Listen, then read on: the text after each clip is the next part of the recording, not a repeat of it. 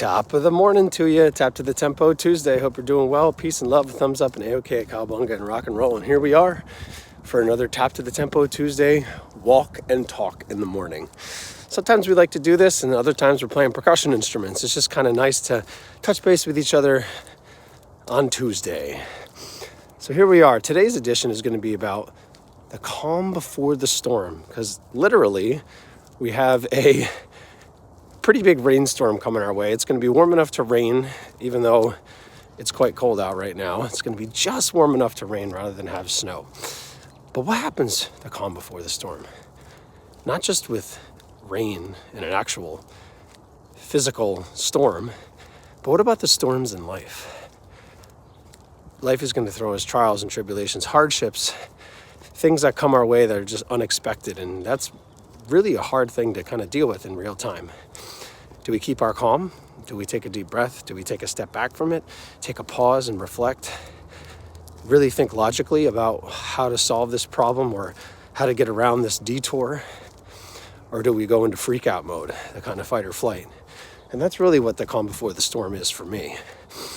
It's like that duck that's swimming in the water, looking all calm above the surface, but below the surface, its legs are kicking like crazy, and it looks like it's running a marathon under the water.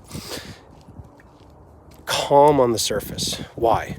Because if you're calm, the other people in your life and everyone you come in contact with that day are probably going to be calm. And the same thing goes with the idea of peace and love and a sense of joy. If you're joyful, that positive energy is contagious.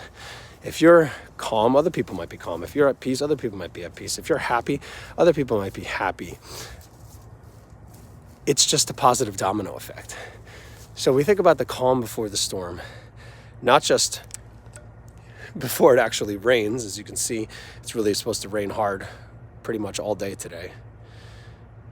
But the storms that get thrown at us in life. How do we stay calm? There's ways to do this. Maybe I've explained one of the ways that you do it already. Maybe there's a way that you have that not anybody knows about, but it's your way of remaining calm. And it's also about preparing, in my mind, right? Not being proactive and not reactive. So when you're proactive, you sort of think of solutions and not necessarily get anxiety from what the possible solutions could be, but more of a preparation and thinking about, okay, well, if this goes wrong, what's plan B?